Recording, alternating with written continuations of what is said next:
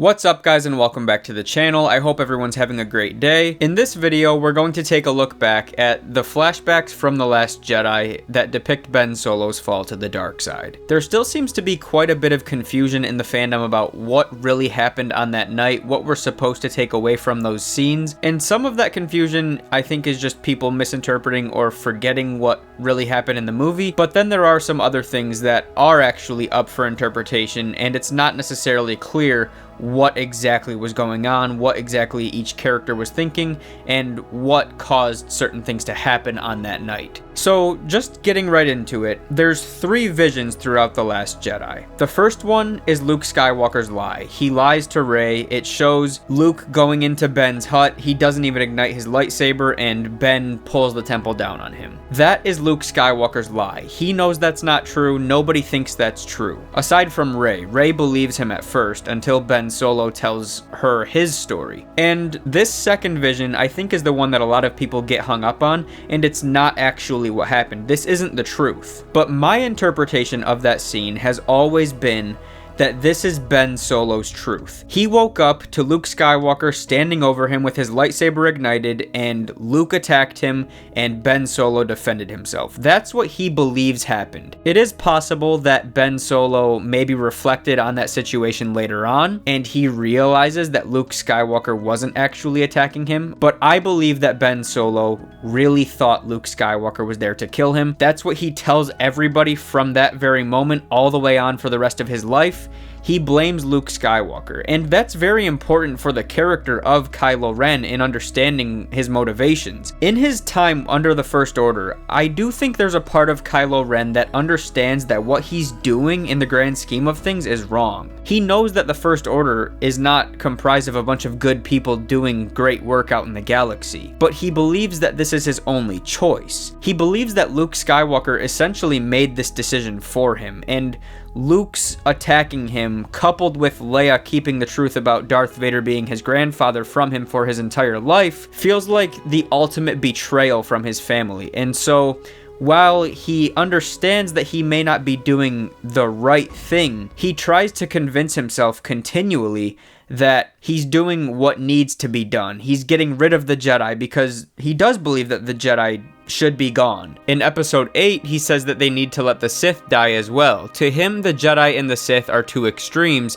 and Kylo Ren is trying to establish something new, and he hopes that in doing that, he will be able to justify his actions on the dark side by sort of finding this middle ground, because he doesn't think that the Resistance is the good side either. A major theme in The Last Jedi was showing that the good guys and the supposed bad guys both do bad things, and the bad guys can really feed off of that narrative to fuel their own actions. In The Force Awakens, Kylo Ren refers to the Resistance members as murderers, traitors, and thieves. So what he's trying to convince himself of is that he's essentially fighting the lesser of two extreme evils, and eventually he will establish that middle ground where the galaxy would ideally be. Now, obviously he's wrong about that, but because he's stuck in this position, it would be very uncomfortable and pretty much impossible for him to just stay there knowing that he's doing the wrong thing. So again, he's trying to convince himself that he is fighting the good fight. Now, once Palpatine comes around, obviously Kylo Ren leans further into the dark side and really opens himself up to the idea of taking the throne of the Sith more and more, and in that movie he is clearly moving in a much darker direction because that's just the nature of the dark side. It consumes you, and before you know it, you're doing all of its bidding.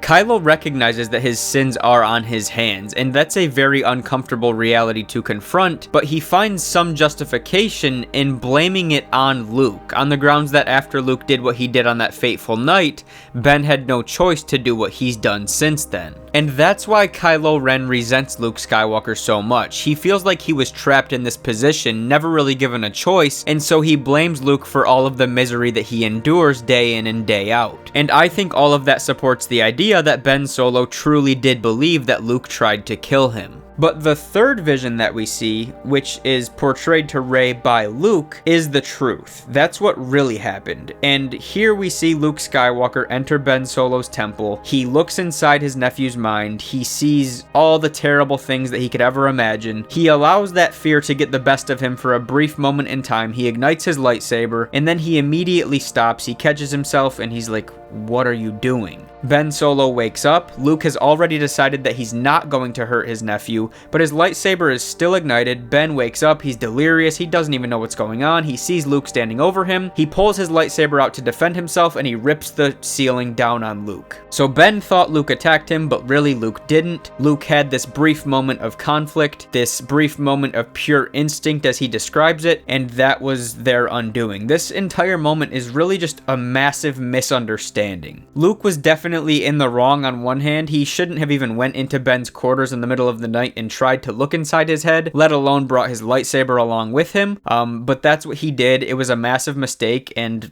that's why Luke takes it so hard, because it really is his fault to some degree. So that's the first thing that I think really needs to be cleared up. The third vision in The Last Jedi is the reality. That's what actually happened. Luke was not going to kill Ben Solo. He considered it for the briefest moment in time, and then he stopped himself. But my interpretation is that Ben Solo saw that moment differently. The other thing I want to address, and this is up for interpretation, there is no set answer on this, I don't believe. We don't know exactly what Luke Skywalker saw in Ben Solo's mind. I would assume that he saw him killing Han Solo. I would assume that he saw the death of Luke's Jedi students at Ben Solo's hands. I would assume he even saw some things that Kylo Ren never actually did. But my question is this moment depicting Ben Solo's actual future, or is it depicting possibilities?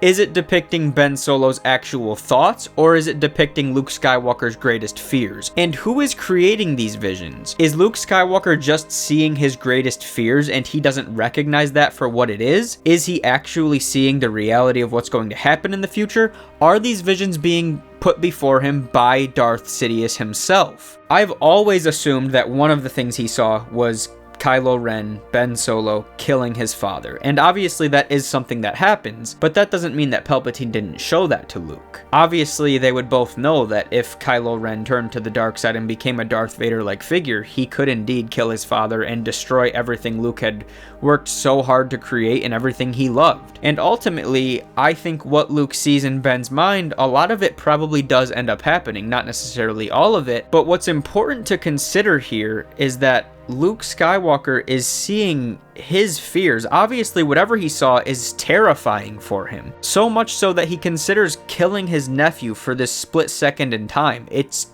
absolutely mortifying for him, whatever he saw. And really, that's in line with Luke Skywalker's character. It's in line with a lot of the Jedi of the past. He allowed his fear to get the best of him for a moment. And then that little second in time caused everything that happened after that. It caused the death of all of his students, the destruction of the temple, Ben Solo's turn to the dark side. And this kind of leads me to another point that I want to address, is a lot of people say, you know, Luke Skywalker would never give up. He gave up on Ben Solo. He gave up on the Jedi. Well, he did give up on the Jedi, but Luke did not give up on Ben Solo. He gave up on himself. Luke is ashamed of what he did, and he does blame himself for Ben Solo's turn to the dark side. He almost can't even be mad at Ben in a sense, because he knows what he did, and he knows what Ben saw. And Ben Solo's reaction to, at least to Luke in the hut, was justifiable. What was he supposed to do? So Luke is devastated by his own failure. He did fail Ben. He's right when he tells Rey that. Luke Skywalker did fail, and his failure was so catastrophic that it sends him into exile. It causes him to question everything he's ever worked for in his entire life. But that does not mean that Luke Skywalker gave up on Ben Solo. And I've made videos on this in the past where I said Luke understands that Ben Solo can be redeemed. And I think even when he first goes into exile, for all that time, for those 6 years that he's there, I think Luke always knows, or at least believes, that Ben Solo can be redeemed. Because, of course, Luke Skywalker believed in Darth Vader. He brought Darth Vader back to the light. And if he could do that, bringing Kylo Ren back is child's play. It's light work. Kylo Ren is nowhere near the hateful terror that Darth Vader was. And so Luke recognizes that. He didn't just forget the past. He knows that Ben Solo can be redeemed, but he also understands that he cannot be the one to bring bring Ben Solo back. There's too much pain there, there's too much history, there's not the right emotional appeal. Ben Solo, debatably, despises Luke Skywalker more than anyone in the galaxy. Now, I think he also has some real pent-up hatred for Snoke, and then when he finds out that Palpatine's been behind it all, obviously that sends him into a whirlwind of emotions, and he obviously despises Palpatine. But Snoke twists this thing and relentlessly reminds Kylo Ren that Luke Skywalker did this. Luke Skywalker pushed him into this situation, and now it's time to fill Darth Vader's shoes and do what Luke pushed him to do. And like I said earlier, Ben Solo, I think he understands that he's doing the wrong thing a lot of times with the First Order, like especially after he kills his father. That's his biggest regret for the rest of his life. And then at that point, I think also Ben Solo, starts to hate himself if he didn't already. But the dissonance involved in that, the mental conflict, he can't just shoulder all the blame on his own. He has to place that somewhere else, and he places it on Luke because Luke Skywalker, again, Ben Solo was not innocent. Even on the night that he turned to the dark side, he did some bad things. Eventually, he ends up intentionally killing one of his Jedi friends. And even before that, I do think Ben Solo had some dark premonitions, and he had some thoughts about doing some bad things and was definitely considering it, especially after he found out that his family had lied to him his entire life about Darth Vader. So it's not like I'm saying Ben Solo was this great kid who never did anything wrong. It's very clear throughout the story that he was a deviant child who displayed some dark tendencies, but that doesn't mean that he was destined for darkness. And Luke's miscalculation kind of proves to everyone, Ben Solo and even the audience like us, that Ben Solo maybe was never given the chance that he deserved. His family maybe did believe that, not necessarily that he was destined for the dark side, but that it was a real danger, more so than anybody else, more so than any of the other students. And they really had to play it careful with him. And that confirms to Ben that, hey, they fear me. And they fear me so much that they're actually willing to kill me over it. So forget that. I'm going to do what I have to do now. They've pushed me here. But Luke makes his feelings very clear at the end of The Last Jedi. He says, I've come to face him, Leia, but I can't save him. And this is a direct reflection of what I just explained. Luke can't save Ben Solo. He knows he can't save him. But then Leia says, I held out hope for so long. I know my son is gone. And Luke says, no one's ever really gone.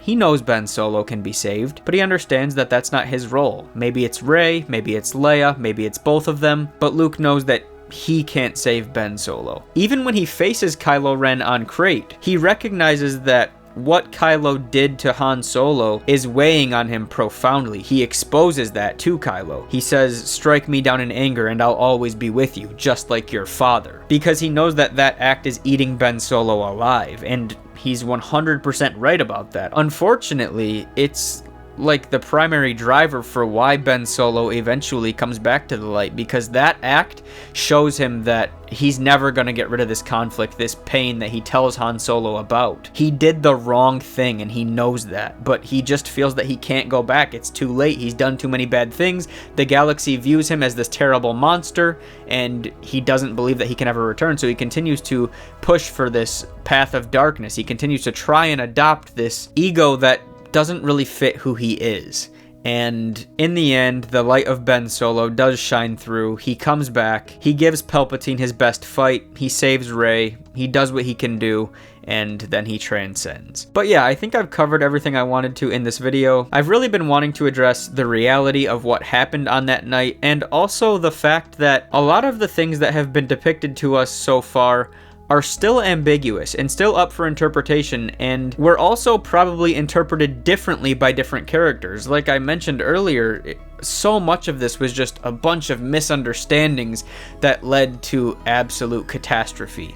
But that is going to wrap things up for me, so thank you all so much for watching. Let me know what you guys thought about this video in the comments section below. Give me your thoughts on any of these topics that we covered. If you enjoyed this video, please remember to drop a like to support the channel, subscribe to the channel if you are new, and of course, may the Force be with you always.